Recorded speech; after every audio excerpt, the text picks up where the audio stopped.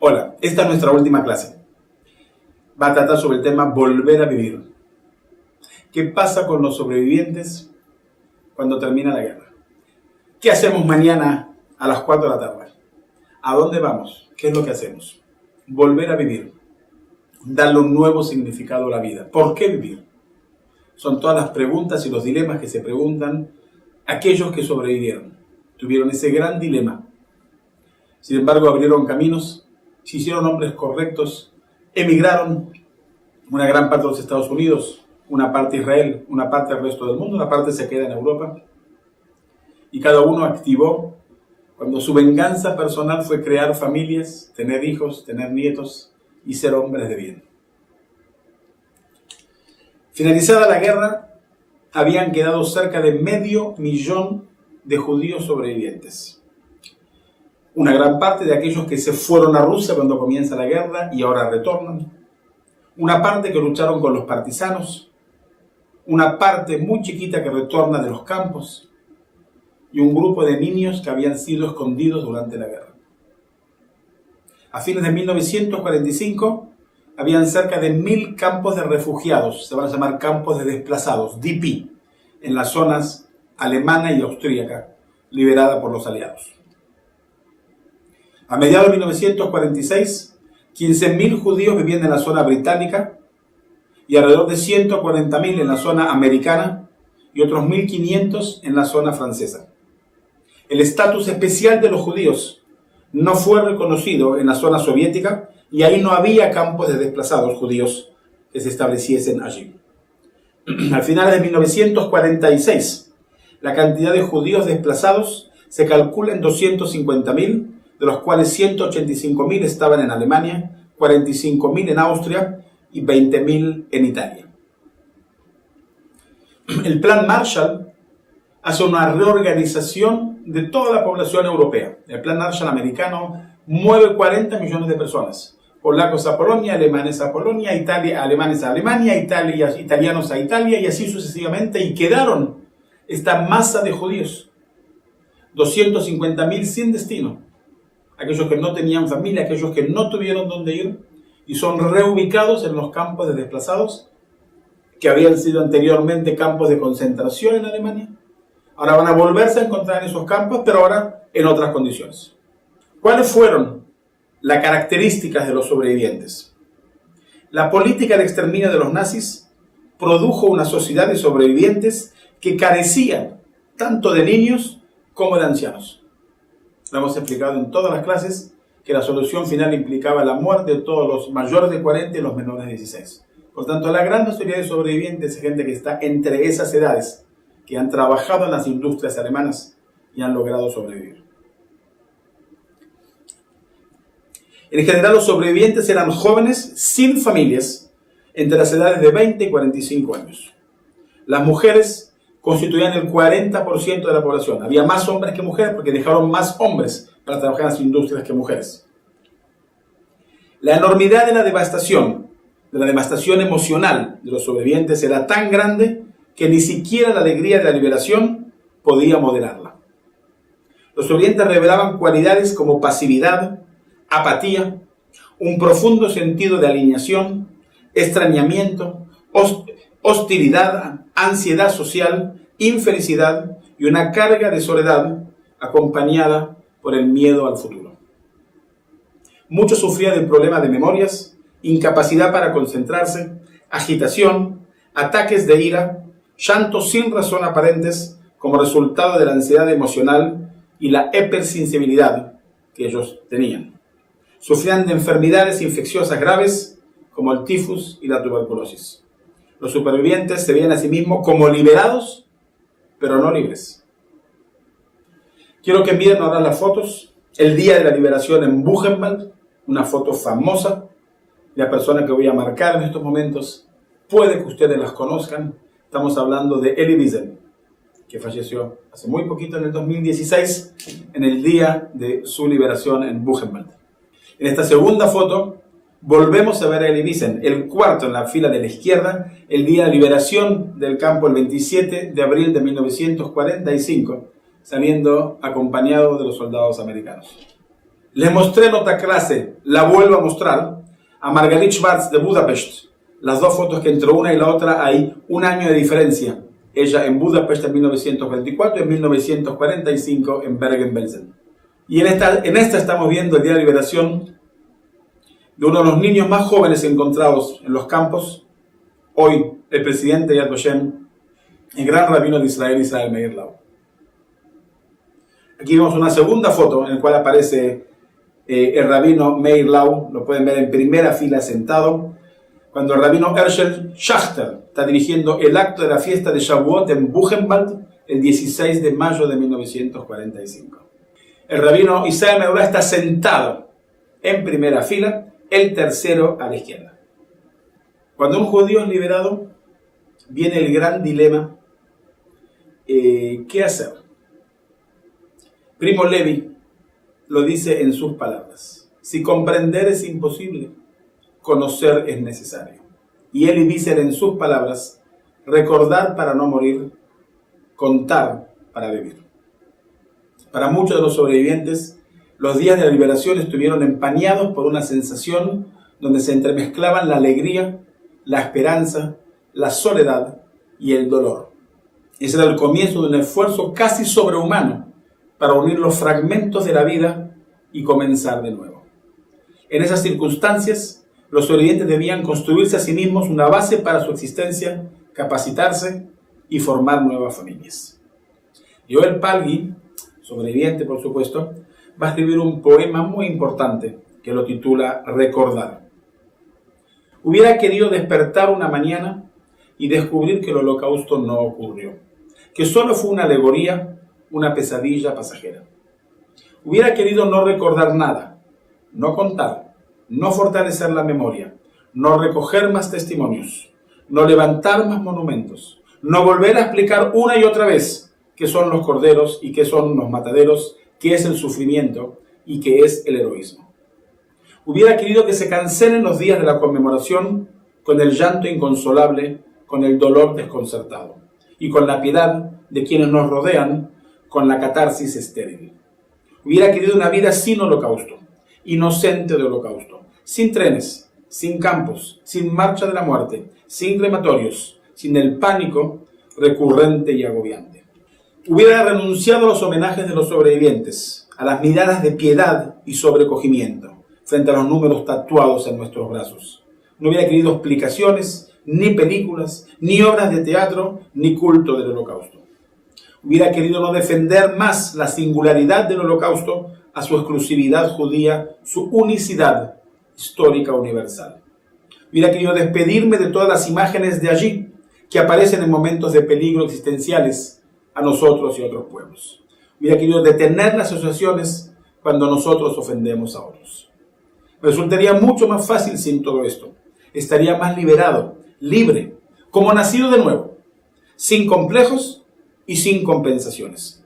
Pero el holocausto no es una pesa atada a nuestras piernas. Es una carga que se lleva en el alma, que no se suelta, que no se tira a un costado, que no se transfiere. Hay que aprender a vivir con ella, pretender que nos acostumbramos, suspirar a escondidas. Para sentir el alivio del deber cumplido, también este año iré a Polonia, para recordar aquello que tanto había querido olvidar, para enfrentarme a lo que tanto quise dejar atrás. Buenos días, holocausto y heroísmo, estoy aquí.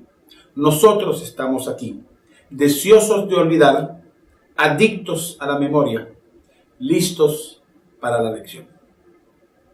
Otro sobreviviente, Adam Novinsky, nos advierte a nosotros. Querido profesor, soy un sobreviviente de un campo de concentración. Mis ojos vieron lo que ningún ser humano debía testimoniar. Cámaras de gas construidas por ingenieros ilustres. Niños envenenados por médicos altamente especializados. Recién nacidos asesinados por enfermeras diplomadas.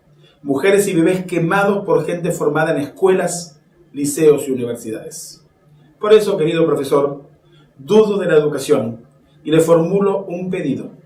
Ayude a sus estudiantes a volverse humanos. Su esfuerzo, profesor, nunca deberá producir monstruos, eruditos y cultos psicópatas y Eichmanns educados.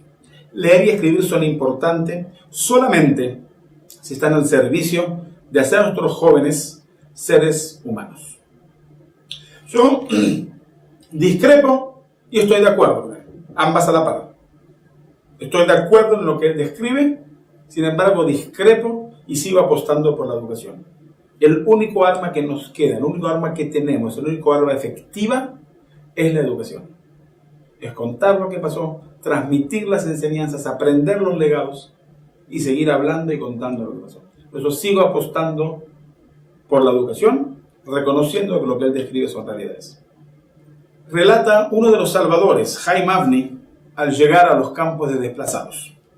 Todo parecía estar bajo una luz demasiado fuerte y bajo un ruido extremadamente agudo. Solo con respirar ese aire comprendíamos que aquí vivían personas que ya se habían pasado por su muerte hace mucho tiempo. Los ojos todavía estaban colmados de las visiones de sufrimiento, los labios todavía con cinismo y las voces de los sobrevivientes clamaban: todavía no hemos muerto. Si dije que creo en la educación, y creo en la educación, en el centro del proceso educativo de la enseñanza de la Shoah están los testimonios. Y por eso nosotros, que somos la última generación, que todavía podemos escuchar esos testimonios, tenemos que hacer lo posible por escucharlos y aprender de ellos. Aún así, seguirán grabados para el futuro. Los sobrevivientes morirán llegado el momento, pero sus testimonios perdurarán para la eternidad. En relación a los testimonios que los considero de tanta importancia, se dijo, Jan Carles Melich, en su libro La ausencia del testimonio: después de ver, después de escuchar, después de leer los testimonios de los sobrevivientes de la Shoah, nada puede volver a ser como antes. Los relatos de la Shoah son algo más que los relatos de los sobrevivientes. Son relatos de ausencias. Hay que reinvertir el lenguaje, descubrir el modo y la manera de expresar lo imposible. El que escucha un relato vive otra vez la experiencia.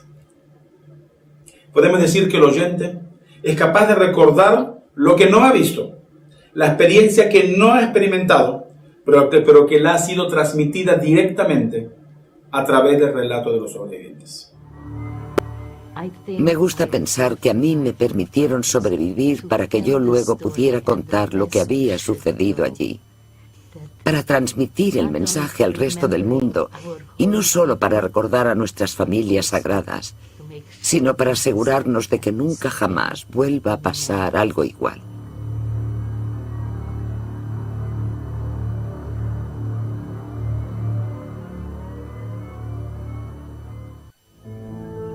Ruth Brand tenía 16 años en junio de 1944. La subieron a un tren cerca de su ciudad natal, Izoconia, Hungría. 3 días después, ella y su familia llegaron a Auschwitz.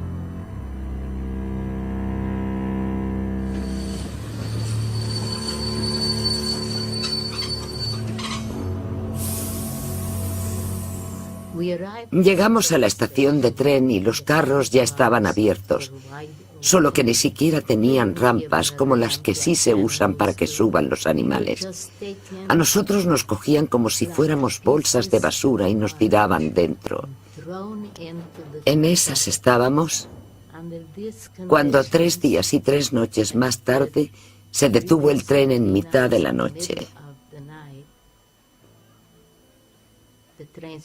No teníamos ni idea de qué era Auschwitz. Unos hombres vestidos con trajes a rayas abrieron las puertas y empezaron a sacarnos para afuera. Repetían: no cojáis nada, ya os lo daremos luego.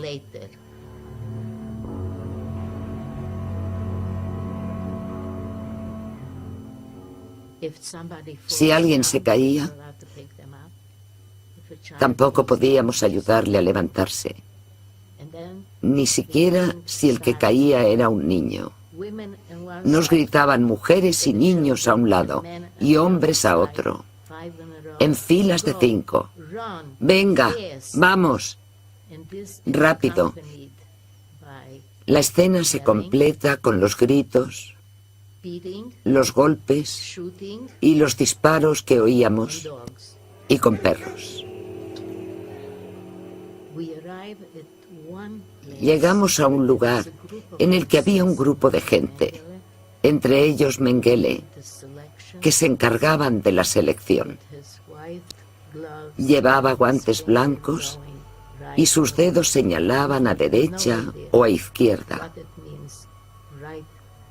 Nosotros no sabíamos cuál era la diferencia entre ir a la derecha o ir a la izquierda. Y cuando nos tocó a nosotros, de toda la familia, yo con 16 años, fui la única a la que pusieron a la derecha. Tenían una vara en forma de bastón con la que me empujaban hacia la derecha.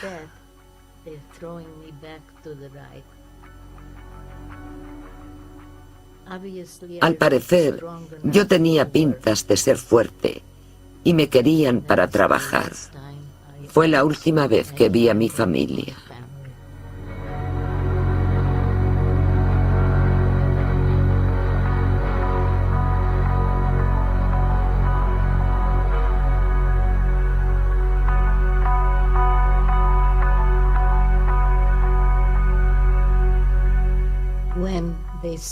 Cuando nos separaban, a los que quedaban en el lado de la izquierda, los llevaban inmediatamente al crematorio. A los que situaban en el grupo de la derecha, a la sauna, donde los obligaban a desvestirse y a entrar en la habitación contigua. Allí había taburetes en fila y nos obligaron a sentarnos mirando a la pared. En aquel momento se nos acercaron por detrás y nos raparon el pelo, el cuerpo entero.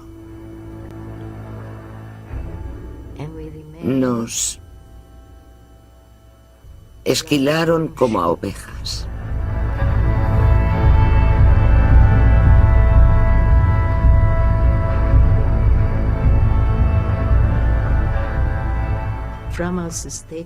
Nos quitaron todo lo que llevábamos. Fotos, ropa, joyas, gafas, y si no te quitabas los pendientes rápido, ellos mismos te los arrancaban.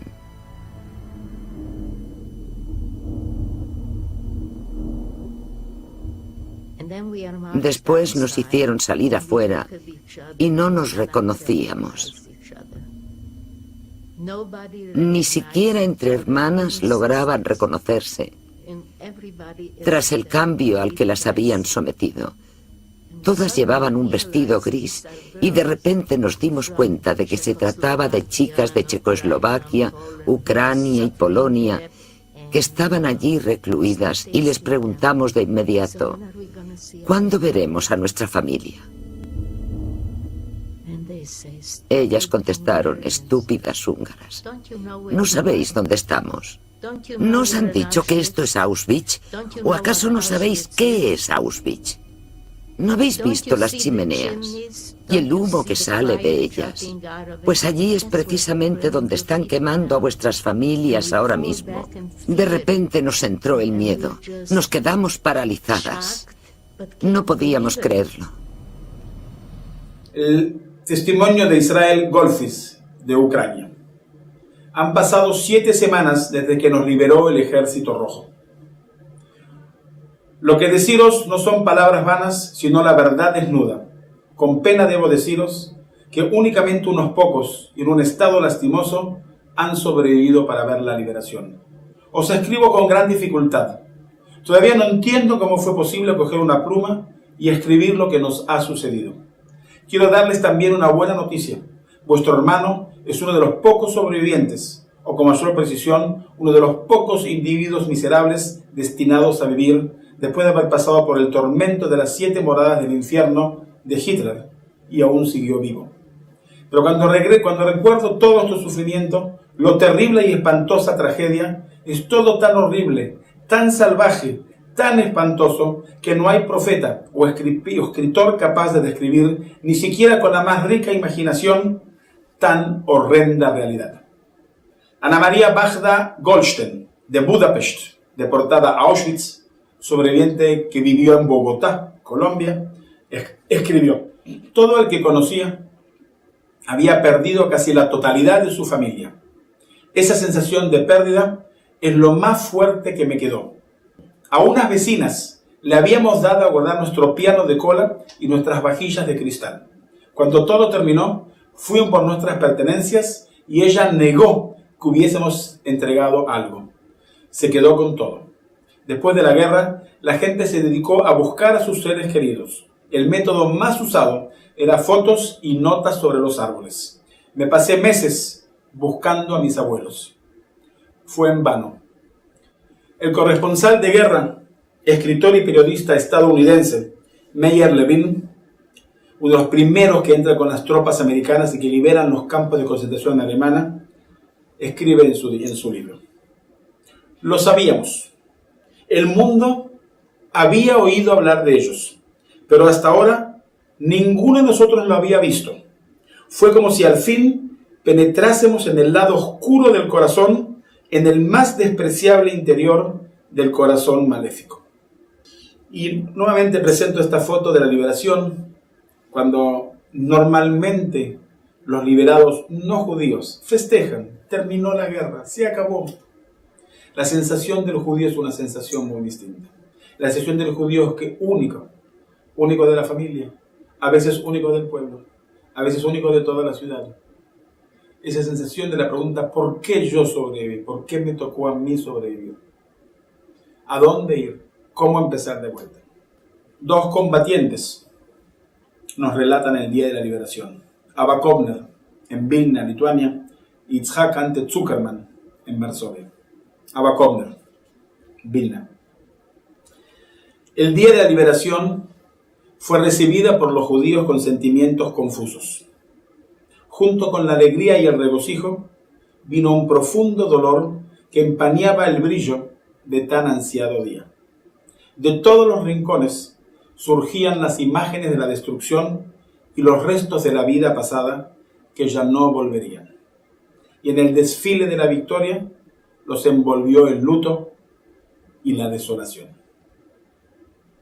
Anke Zuckerman en Varsovia lo relata de otra manera: creo que el duelo nunca fue más grande que en ese día de alegría.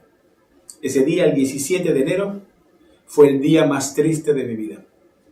Quería llorar, no de alegría, sino de tristeza. Los soldados que se abrazaban, las flores arrojadas a sus encuentros, la alegría de la muchedumbre, la sensación de libertad y redención. Y nosotros, Tzvia, habla de Tzvia Lubetkin, su futura esposa, Tzvia y yo, parados en medio del gentío, solos, huérfanos, últimos, sabiendo que no hay más pueblo judío. ¿Cómo podíamos alegrarnos? Estábamos completamente quebrados. Durante los duros y difíciles años de la guerra, nos pudimos sostener. Y ahora nos dominaba la debilidad. Ahora, por primera vez, nos estaba permitido ser débiles. Del testimonio de Yad Vashem de Bela Braverman, el dolor de la liberación.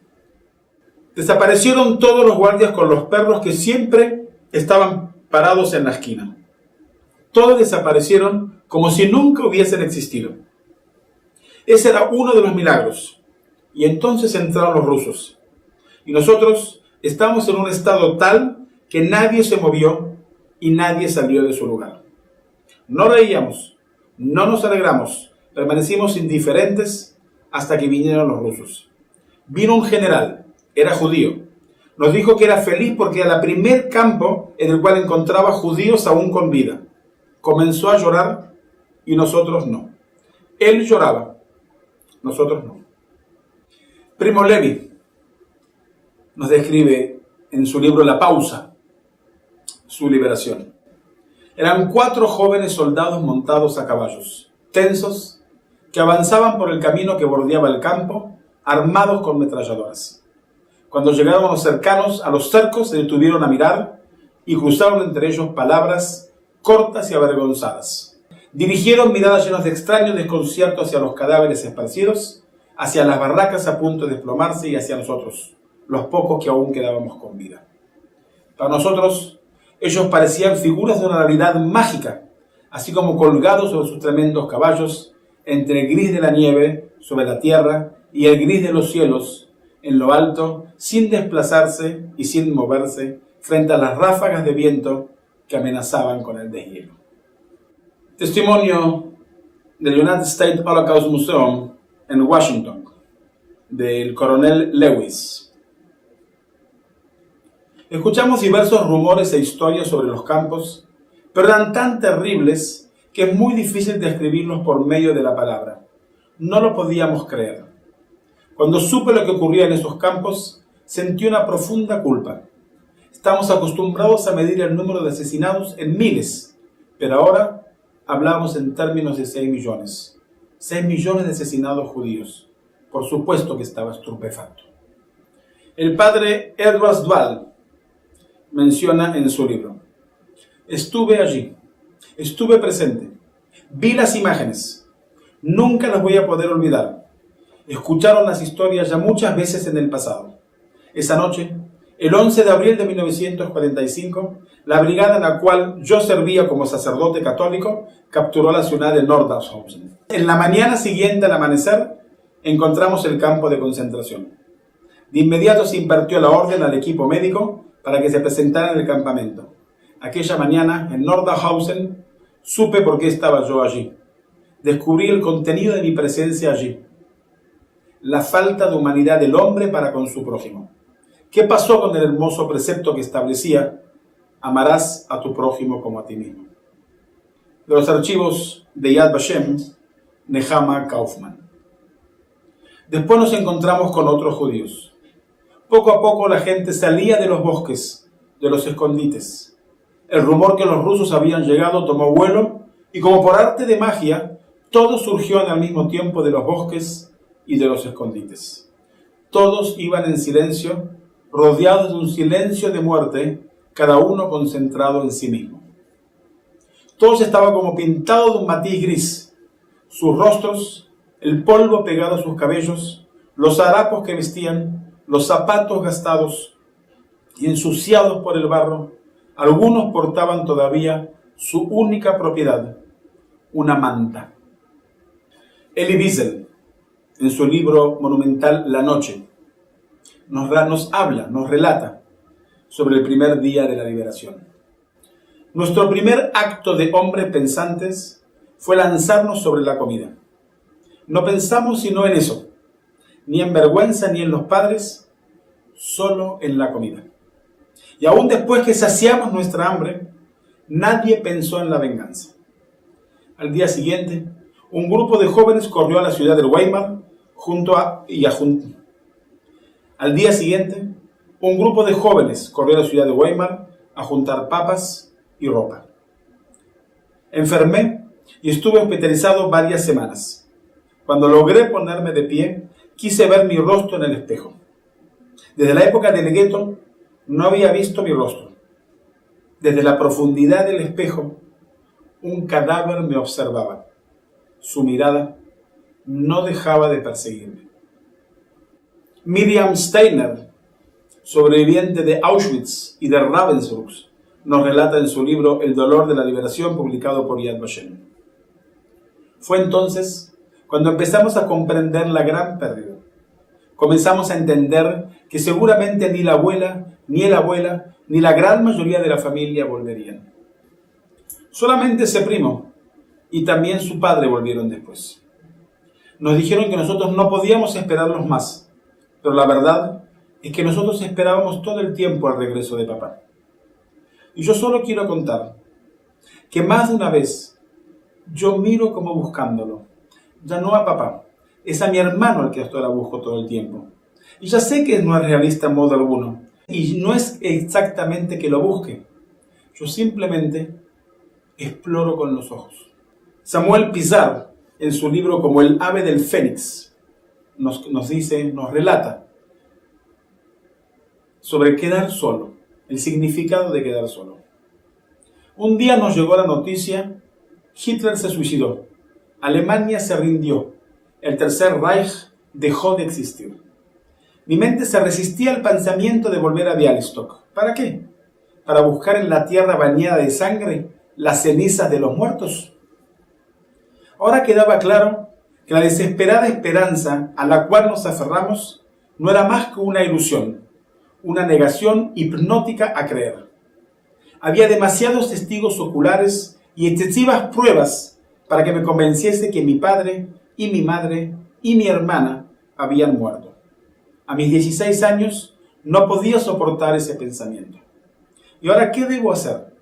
¿Quién soy? Estaba confuso y perdido. ¿Dónde encontrar un lugar? ¿Dónde encontrar un hogar? ¿Dónde? Sin embargo, los sobrevivientes comenzaron a pensar en un futuro. Bela Braven nos lo relata. Durante todo el tiempo que duró la guerra, rezábamos por la liberación y de pronto llegó estar libre. Pero después que logré digerir el asunto de la liberación, comprendí que todo el tiempo estaba esperanzada de ver a mi padre y hasta me atreví a tener la esperanza de que tal vez, a pesar de todo, pudiera ver también a mi madre. Sabía que en el fondo de mi corazón, que no era prácticamente imposible y real, pero mi padre estaba seguro de que todavía volvería a verlo. Pero en mi corazón comenzaron a anidar las dudas y empecé a comprender que quizás nada de esto sea realidad. Resultó que la libertad es un tema relativo en gran medida. Sobre mí pesaba la preocupación por el futuro. Nosotros debemos construir nuestro futuro. ¿Futuro? ¿Pero cómo se construye un futuro? Primo Levi nos habla de la soledad y la búsqueda de un nuevo sentido a la vida. Y así también para nosotros tañó la campana de la liberación, seria y cerrada, y llenó nuestras almas de alegría y de dolorosa vergüenza a un mismo tiempo. Por eso queríamos borrar de nuestra conciencia y de nuestras memorias todo lo horrendo y repulsivo que allí hubo. Y era ese también el tañido de la campana de los sufrimientos, porque sentíamos la liberación como una suerte de ilusión, porque ciertamente nada podía ser nunca tan bueno ni puro como para borrarlo del pasado.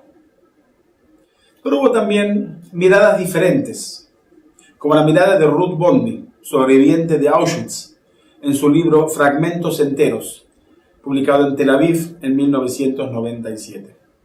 ¿Cómo se vive? Ella se pregunta a sí misma. En las investigaciones, en los relatos, en la poesía, vuelve el motivo del sentimiento de culpa que pesa sobre los sobrevivientes del Holocausto durante todos los días de su vida por haber ellos sobrevivido después de que todo su mundo se destruyó. Por más que intento bucear en las negras profundidades de la experiencia de la Shoah, no encuentro en ellas el sentimiento de culpa por haber quedado viva. Asombro, alegría por cada día adicional, el deseo de no desperdiciar el tiempo restante, el dolor por la pérdida sí, la deuda con aquellos que no tuvieron la suerte sí, pero culpa no.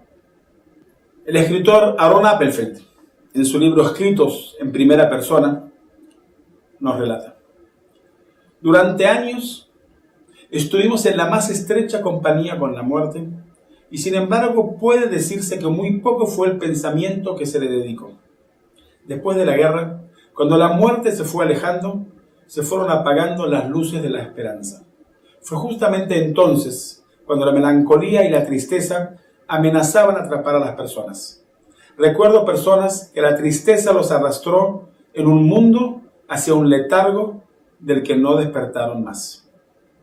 Y hubo también muchos casos de esperanzas destruidas, de aquellos que llegaban y ya no había casa, de aquellos que llegaban, había casa, pero otras personas vivían en ellas.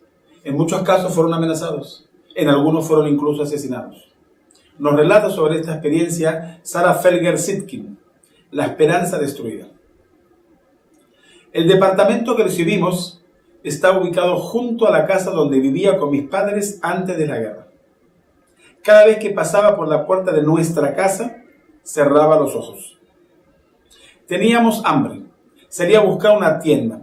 Me acordé que había un almacén que pertenecía a judíos. El negocio todavía existía, pero ahora lo manejaban polacos. 2 mujeres polacas me miraban con miradas hostiles y sus palabras intencionalmente llegaron a mis oídos. Mira, le dijo la una a la otra, ¿cuántos judíos quedan todavía con vida? Pensar que nos dijeron que Hitler los había exterminado a todos. Primo Levi, en su libro La Tregua, nos relata su volver a Torino. Llegué a Torino el 19 de octubre, después de 35 días de viaje. La casa estaba en su sitio. Toda la familia estaba viva. Nadie me esperaba. Estaba hinchado. Tenía la barba crecida y estaba vestido con harapos, así que apenas lograron reconocerme. Solo después de 2 meses abandoné la costumbre de caminar con los ojos fijos en el piso, como buscando algo de comer o algo para meterme rápidamente en mi bolsillo y venderlo a cambio de pan. Mi mundo estaba rodeado de caos. Ahora estoy en medio de una nada grisácea y oscura y sé lo que significa y sé que siempre lo supe. Sigo estando nuevamente en el lager. El resto fueron unas cortas vacaciones o una ilusión de los sentidos. Solo un sueño. Y desgraciadamente, como todos sabemos, Primo Levi finalmente en 1978 no lo pudo soportar y se suicidó. Ok, entonces hemos visto un panorama de los pensamientos, de lo que le pasó por las mentes a esa gente que sobrevivió y que tuvo que volver a una nueva vida. Y verdaderamente comienza la reconstrucción de esa identidad perdida. Aprenden, porque había que aprender, a volver a reír. Aprenden a soñar, algo que fue muy difícil. A volver a aprender, a creer, a volver a creer en el ser humano. Y no es poca cosa. La primera prioridad en los campos desplazados de los aliados y los liberadores, de las organizaciones judías que colaboraron, fue la alimentación y la rehabilitación física de los sobrevivientes. La segunda prioridad fue su atención médica. La tercera prioridad, pero esto ya por iniciativa de los propios judíos, fue la educación y la rehabilitación profesional en la cual toman parte muchas instituciones judías. La cuarta prioridad, reconstruir la identidad perdida, la identidad judía perdida. Y la quinta prioridad, volver a vivir, volver a la normalidad.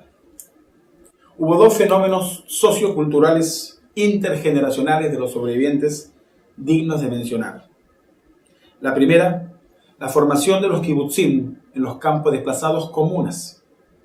Y hay que explicarlo, pues es muy sencillo. Habían quedado jóvenes, la gran mayoría ex miembros de los movimientos juveniles sionistas, que muchos tenían la experiencia del kibutz en la Akshara, en las épocas antes de la guerra, y ahora nuevamente se encuentran entre ellos, sin padres, sin abuelos, sin hermanos, sin hijos. Y era obvio y casi exigente que se vayan a formar los kibutzim. El primer kibutz fue el kibutz en Buchenwald, y después en todos los campos de desplazados se han formado decenas de kibutzim en el cual los jóvenes podían apoyarse unos a otros y juntos volver a empezar un nuevo camino. Y lo segundo fue la reconstrucción de los marcos familiares. Me atrevería a decir que fue su venganza. La venganza judía fue recrear la vida en un mundo que quiso matarlos, en un mundo que quiso asesinarlos. Ellos decidieron volverse a casar. Un viudo con una viuda. Un hombre que hablaba yiddish con una mujer que hablaba yiddish. Un hombre de una aldea con una mujer de una aldea. Se casan, hay un boom de nacimientos de hijos. Inmediatamente tienen hijos. En un mundo que quiso eliminarlos, ellos decidieron volver a dar luz. Algunos de los sobrevivientes no fueron capaces de superar la tragedia que había caído sobre ellos. La mayoría no podía esperar para empezar a vivir y tratar de compensar aquellos años que habían perdido durante la guerra. La vida de los campos de refugiados estaba lleno de vitalidad e intensidad, como si los sobrevivientes estuviesen tratando de hacer todo a la vez para recuperar ese tiempo perdido y poder darle un nuevo significado a la vida. Y para finalizar, quiero mostrarles una foto que para mí es crítica e importantísima. Y por último, y como epílogo de la última clase, por epílogo de todo lo que hemos visto, quiero mostrar esta foto. Porque esta foto para mí refleja el triunfo. El triunfo del bien ante el mal. El triunfo de la luz ante la oscuridad. El triunfo de la democracia ante la tiranía. El triunfo de todo lo bueno ante todo lo malo. Como dijimos muchas veces antes, una foto vale más que 1000 palabras, pero hay que conocer las 1000 palabras. Entonces les voy a presentar las 1000 palabras de esta foto que he investigado largo y tendido en el último año. Esta foto fue tomada en el campo de desplazados de Ashu, uno de los muchos campos desplazados en la zona americana. Y en esta foto vemos un grupo de Hanijim, un grupo de jóvenes, de niños, de los movimientos juveniles. Y en la parte superior vemos a sus madrijim, a sus guías, de 3 movimientos juveniles. Del Akiva, Bnei Akiva, de la Shomer Hatzair y de la Noar Hatzioni. Y abajo vemos a sus Hanijim. Tienen algo en común todos. Lo que tienen en común es que todos habían pasado una entrevista de los americanos